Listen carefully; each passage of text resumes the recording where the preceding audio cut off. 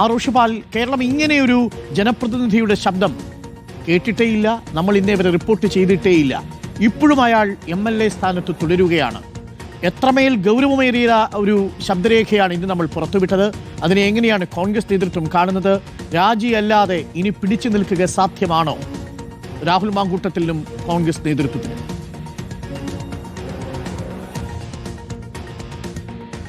അരുൺകുമാർ, ഇതുവരെ നമ്മൾ പുറത്തുവിട്ട സംഭാഷണങ്ങളിൽ ഏറ്റവും ഗൗരവമുള്ള സംഭാഷണമായി തന്നെയാണ് കോൺഗ്രസ് നേതൃത്വം ഇന്ന് പുറത്തുവിട്ട ആ രാഹുലിന്റെ ശബ്ദത്തെ കാണുന്നത്. കാരണം ഒരു പെൺകുട്ടി അത് ഗർഭിണിയാകുന്നു, ഗർഭചിത്രത്തിന് പ്രേരിപ്പിക്കുന്നു. അത് ആദ്യഘട്ടത്തിൽ സാധാരണ രീതിയിലുള്ള ഒരു റിക്വസ്റ്റ് ആണെങ്കിൽ പിന്നീട് അസഭ്യം പറയുന്നു, ഭീഷണിപ്പെടുത്തുന്നു, ആത്മഹത്യാ ഭീഷണി അടക്കം കൊലപ്പെടുത്താൻ പോലും തയ്യാറാണെന്ന സൂചന കൂടി ആ സംഭാഷണത്തിലുണ്ട്. ഇതിനിടയിൽ ആ പെൺകുട്ടി പറയുന്നുണ്ട്, തനിക്ക് തന്റെ വയറ്റിൽ വളരുന്ന ആ ഭ്രൂണത്തോട് വലിയ ആത്മബന്ധമുണ്ട്, താൻ ഒരിക്കലും ആ കുഞ്ഞിനെ നശിപ്പിക്കാൻ തയ്യാറല്ല, രാഹുൽ മാങ്കൂട്ടത്തിനെ ശല്യപ്പെടുത്തില്ല, രാഹുൽ മാങ്കൂട്ടത്തിന്റെ അരികിലേക്ക് പോലും താൻ വരില്ല, പക്ഷെ ആ കുഞ്ഞിനെ ഞാൻ സ്വന്തമായി വളർത്തും ആത്മാഭിമാനത്തോടെ എന്ന് പലവട്ടം പെൺകുട്ടി പറയുന്നുണ്ട്. പക്ഷേ തന്റെ ജീവിതം തകരും അതോടുകൂടി എന്ന് പറഞ്ഞുകൊണ്ട്, തന്റെ ആത്മാഭിമാനത്തെ അത് ബാധിക്കുമെന്ന് പറഞ്ഞുകൊണ്ട് വീണ്ടും വീണ്ടും പ്രേരിപ്പിക്കുകയാണ് രാഹുൽ മാങ്കൂട്ടത്തിൽ ചെയ്യുന്നത്.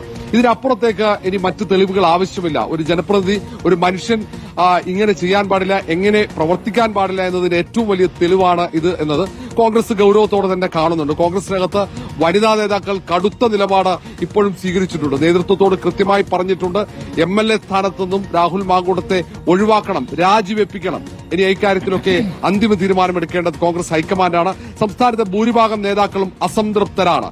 പക്ഷേ രാജിവെക്കാൻ ഇതുവരെ ഔദ്യോഗികമായി കോൺഗ്രസ് നേതൃത്വം രാഹുൽ മാങ്കൂട്ടത്തിനോട് ആവശ്യപ്പെട്ടിട്ടില്ല. പക്ഷേ ഇനി രാഹുൽ മാങ്കൂട്ടത്തിൽ മാധ്യമങ്ങൾക്ക് മുന്നിൽ വിശദീകരണവുമായി വന്ന് വഷളാകരുത് എന്ന കർശനമായ നിർദ്ദേശം ഇന്ന് കോൺഗ്രസ് നേതൃത്വം കൊടുത്തതിന് പിന്നാലെയാണ് വാർത്താ സമ്മേളനം പോലും റദ്ദാക്കിയത്. ഏതായാലും ഇന്ന് വന്ന വെളിപ്പെടുത്തലിന്റെ ഗൌരവം, ആ പെൺകുട്ടിയോട് സംസാരിച്ചപ്പോൾ ഉണ്ടായ ആ പെൺകുട്ടിയുടെ മാനസികാവസ്ഥ, ഇപ്പോഴും ആ മാനസികാഘാതത്തിൽ നിന്നും അവർക്ക് മുക്തമാകാൻ സാധിച്ചില്ല എന്നതാണ് ഏറ്റവും യാഥാർത്ഥ്യം. സാമൂഹ്യ മാധ്യമത്തിൽ തുടരെ വെളിപ്പെടുത്തുന്നവർക്ക് നേരെ ഉണ്ടാകുന്ന സൈബർ ആക്രമണം ഒന്നുകൊണ്ട് മാത്രമാണ് ഈ പെൺകുട്ടിയും പരാതിയുമായി പോലീസിനെ സമീപിക്കാത്തത്. അരുൺകുമാർ, തീർച്ചയായിട്ടും ഋഷി, അത് വളരെ പ്രധാനപ്പെട്ട കാര്യമാണ്. ആ സൈബർ ആക്രമണം യഥാർത്ഥത്തിൽ ഒരു ക്രിമിനൽ സ്വഭാവമുള്ള സൈബർ ആക്രമണമായി മാറുന്നു. അതടക്കം വിശദമായി നമുക്ക് ചർച്ച ചെയ്യേണ്ടതുണ്ട്.